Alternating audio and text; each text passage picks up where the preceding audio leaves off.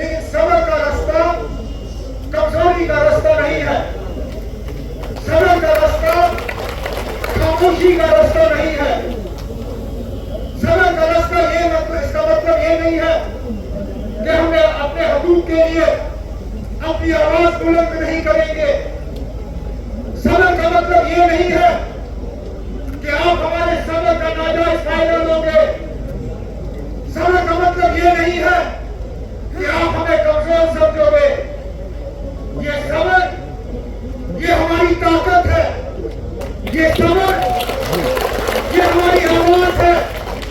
और इंशाअल्लाह ये सबर, ये हमारी जीत और हमारी कामयाबी होगी। लेकिन मरकज की हुकूमत को आज अपने आप से पूछना होगा, क्या हुआ? आखिरकार पौने 2 साल इस हुकूमत को बने हुए आज क्यों हम जंतर मंतर में एहतजाज करने की बात कर रहे हैं? क्या हुआ? कुछ तो मजबूरी बनी होगी, कुछ तो बदल गया होगा। मैं वो आदमी हूं जिसने पौने 2 साल अपना सियासी मुकद्दर और अपनी सियासी रेपुटेशन दांव पे लगा के मरकज से कहा कि हम बातचीत के जरिए अपना हकूक हासिल करना चाहते हैं, लड़ाई झगड़ा करके नहीं। ये जानते हुए कि ये फैसला सियासी तौर मेरे लिए भारी पड़ेगा। हम सब जानते हैं जम्मू कश्मीर असेंबली में है, वो कहते हैं कि इन लोगों को हम रियासत का दर्जा नहीं देंगे, इन लोगों को नहीं मिलेगा। अरे ना, तुम्हें सुप्रीम कोर्ट में आपने ये बात क्यों नहीं कही?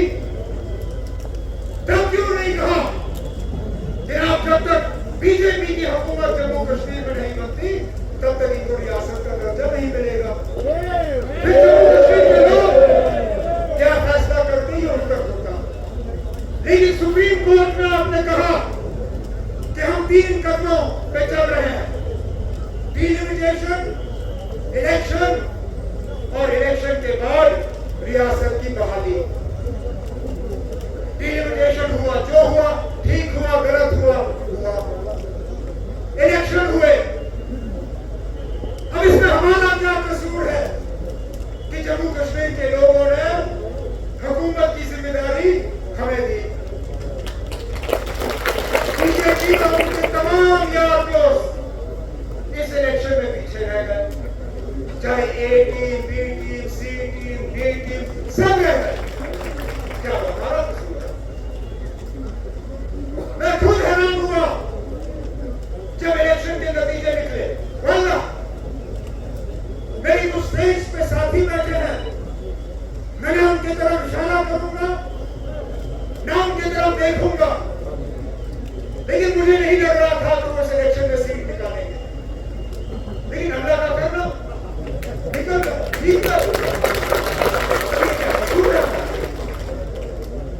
लेकिन हमारी कामयाबी को अब जम्मू कश्मीर के लोगों के लिए एक सजा के तौर पे इस्तेमाल किया जा रहा है।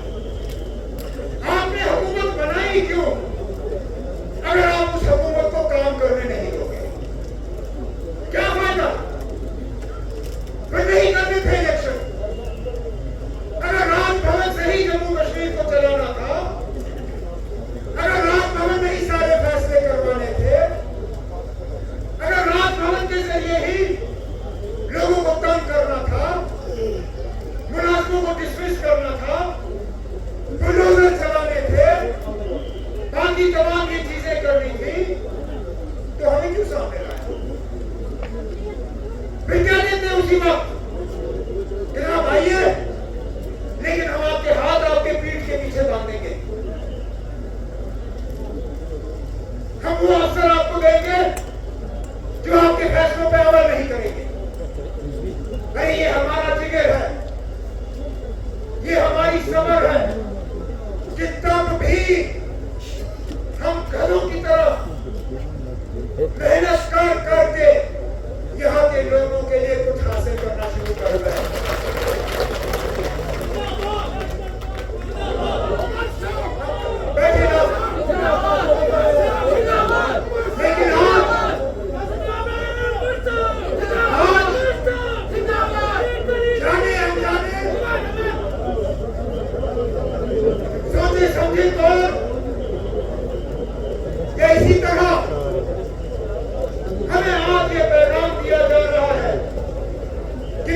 एहतजाज किए हमें कुछ नहीं मिलेगा। हम अपना हाल और लद्दाख का हाल देखते हैं और फिर हम सवाल उठाने पे मजबूर होते हैं कि बताइए, जो बातचीत आप लद्दाख के साथ करने के लिए तैयार हो, वो बातचीत हमारे साथ क्यों नहीं? हमें कहते हो कि एक मुल्क में एक ही तरीका होना चाहिए, सब बराबर होने चाहिए, इसलिए हमने 370 370 हटाया। लेकिन लद्दाख को आप कहते हो आओ हमारे साथ बात करो, हम 371 देंगे आपको। हम जनाब रियासत मांगते हैं और यही बीजेपी वाले जो लद्दाख को 371 देने के लिए तैयार है, हमें कहते हैं आपको रियासत भी नहीं मिलेगी।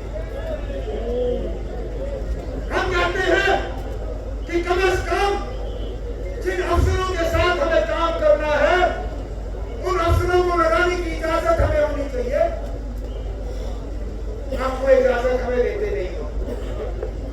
लद्दाख को आप कहते हो आप चीफ सेक्रेटरी का भी फैसला कर लो, आप चीफ सेक्रेटरी का ACR भी लिखो, आपने जो बजट के फैसले करने होंगे कर लो, हमें कोई एतराज नहीं। और क्यों? क्योंकि लद्दाख के लोगों ने एहतजाज का रास्ता अपनाया। अगर यही आपका पैगाम है, क्योंकि ऐसा नहीं है कि रियासत के मामले में मैं खामोश रहा।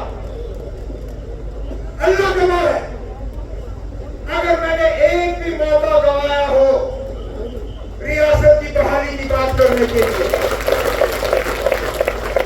वज़ीर-ए-आज़म सलमान राय मैंने अपने तरीके से वहां रियासत की बात की।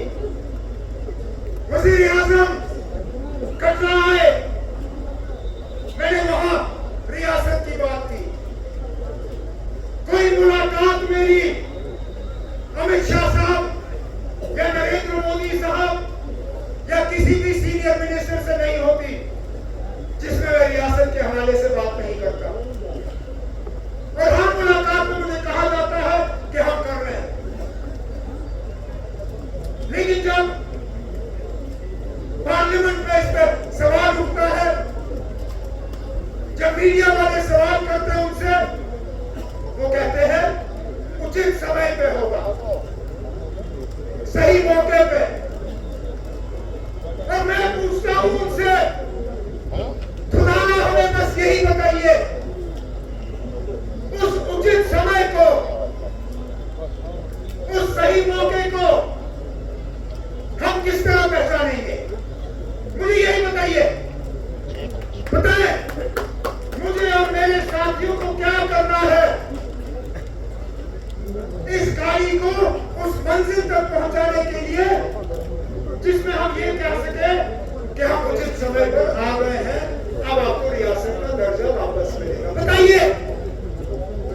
और मैं फिर आपसे कहता हूं, अगर आपका उचित समय यही है कि जब बीजेपी की हुकूमत बनेगी तब यहां रियासत का दर्जा वापस मिलेगा, तो खुलेआम कम से कम इतनी तो हिम्मत करिए, इतनी हिम्मत करिए कि किसी बड़ी तकरीर में, चाहे पार्लियामेंट के अंदर या किसी बड़े जलसे में, आप अपनी तकरीर में कहिए कि जब तक जम्मू कश्मीर में बीजेपी की हुकूमत नहीं बनती तब तक यहाँ रियासत का दर्जा आपको वापस नहीं मिलेगा। ठीक है, फिर हमें जो करना होगा हम करेंगे। कम से कम हम इस धोखे में तो नहीं रहेंगे कि आप अपने वादे पे कायम रहोगे, कि आपने जो वादा जम्मू कश्मीर के आवाम के साथ किया है उस वादे को आप पूरा करोगे। कितने इलेक्शन कराओगे आप यहाँ पे स्टेट हुड के भरोसे? आपने रियासत का वो नारा देते हुए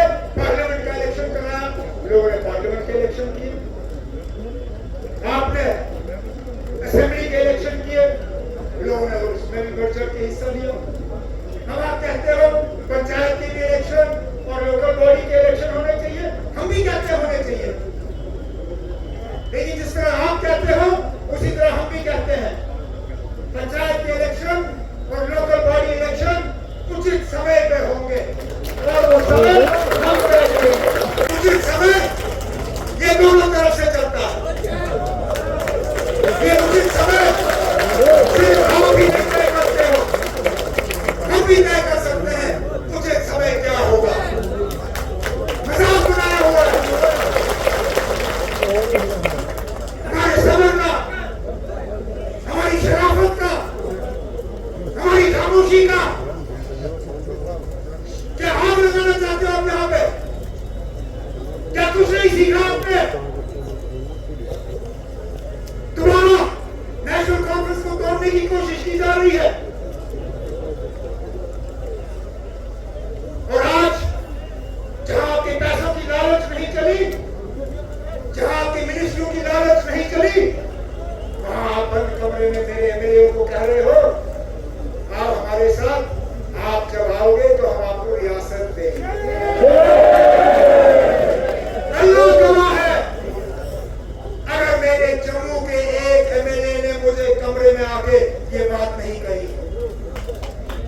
सुप्रीम कोर्ट का बीजेपी का एक औहदेदार, सुप्रीम कोर्ट का वकील, बीजेपी का औहदेदार मेरे एक जम्मू के एमएलए को बंद कमरे में कहता है हम 20 से 30 करोड़, 20 से 30 करोड़ एक मिनिस्ट्री और रियासत का दर्जा, आप हमारे साथ चलो।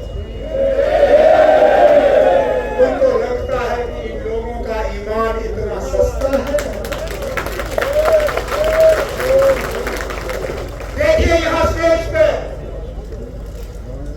एक भी आपको नजर नहीं आएगा जो 20 करोड़ में क्या 100 करोड़ में की हमारी ईमान देश के लिए, क्योंकि हम सब जानते हैं और ये दवाई को माननीय मेहमान जनाब फारूक अब्दुल्ला साहब की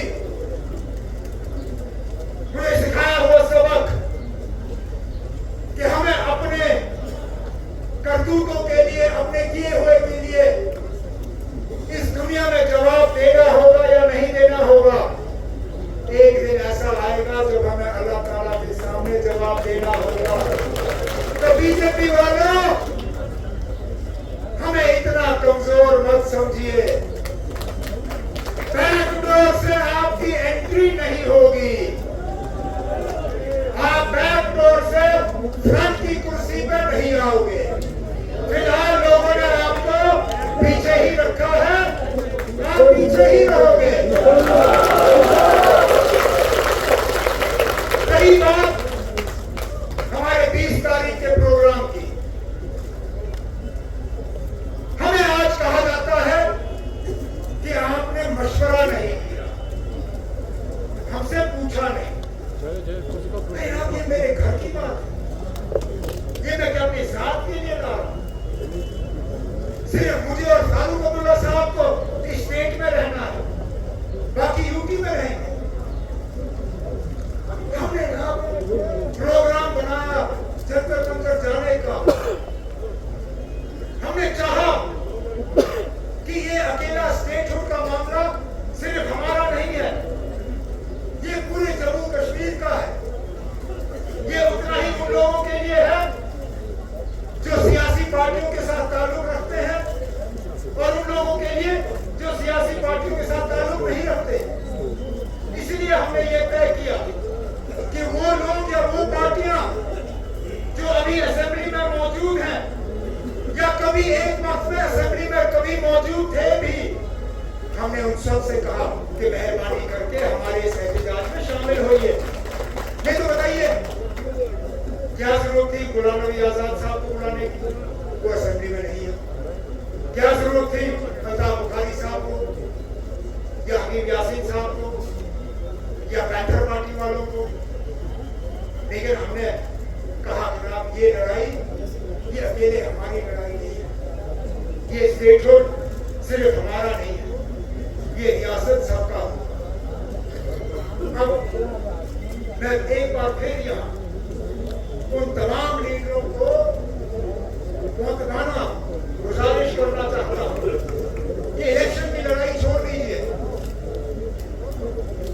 अभी 3.25 साल है इलेक्शन को, जुड़ जाइए, इस प्रोग्राम में जुड़ जाइए। आप लद्दाख की बात करते हो, लद्दाख की सबसे बड़ी खासियत ये नहीं कि करगिल, लद्दाख, फौज, मुसलमान, कांग्रेस, एनसी, बीजेपी सब एक साथ आए वहां कुछ हासिल करने के लिए। यहाँ पे ये लोग जो है किसी डर के वजह, किसी खौफ के वजह, किसी दबाव के वजह अगर हमारे इस प्रोग्राम से दूर रहना चाहते हैं तो मुझे लगता है वो जम्मू कश्मीर के आवाम के साथ एक बहुत बड़ी नाइंसाफी होगी। इसलिए मैं उनसे एक बार फिर गुजारिश करता हूँ कि हमारे साथ जुड़े, 20 तारीख को आए। लेकिन मुझे इस बात का भी एहसास है कि हमारे बहुत से वर्कर इस प्रोग्राम में शामिल होना चाहते हैं लेकिन दिल्ली नहीं आ सकते।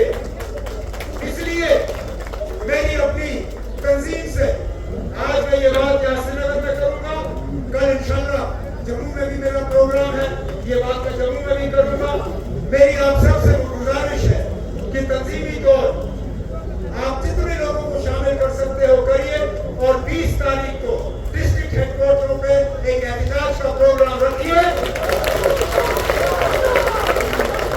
उस एहतजाज के प्रोग्राम में और किसी चीज का जिक्र ना करें, किसी तंजीम का जिक्र नहीं, किसी इलेक्शन का जिक्र नहीं, किसी और बात का नहीं। वहां सिर्फ एक नारा चलना चाहिए कि रियासत, जम्मू कश्मीर की रियासत का दर्जा जो है वो बहाल करो, बहाल करो, बहाल करो। बस इतना ही। इंशाल्लाह ये शुरुआत है। इस गाड़ी को हमें कितना आगे लेना पड़ेगा, इस एहतजाज के प्रोग्राम को कौन सा नया शक्ल हमें देने की जरूरत पड़ेगी और क्या करना पड़ेगा, ये आने वाले दिन से तय होगा जब हमें पता चलेगा कि क्या वाकई मरकजी हुकूमत हमारे साथ रियासत की वापसी के लिए बात करने के लिए तैयार है या नहीं। लेकिन आप सबसे आज इस मौके पे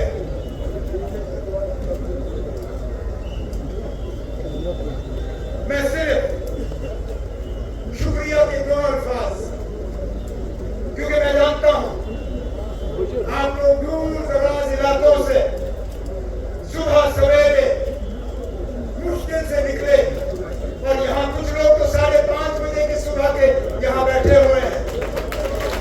मैं एक वर्कर, एक औहदेदार, एक अपने साथी का दिल की गहराइयों से शुक्रिया करते हुए आपके आखिर में एक ही गुजारिश, बैठो, एक ही गुजारिश करूंगा। आपने स्टेज पे देखा होगा हमारे एक सीनियर साथी, हमारे साबका महाजनरल सेक्रेटरी डॉक्टर मुस्तफा कमाल साहब, वो नाजायज सेहत की वजह से हमारे इस प्रोग्राम में शामिल नहीं हो सके। अभी भी वो अस्पताल में दाखिल है, इलाज उनका चल रहा है। अल्लाह ताला से दुआ करें कि अल्लाह ताला उनको शिफा दे, सेहतयाब करें और हमारे दरमियान लंबे दौर तक रखें। लेकिन आखिर में एक बार फिर आप सबका शुक्रिया करते हुए मैं अब इस मौके पे सदर मोहतरम जनाब डॉक्टर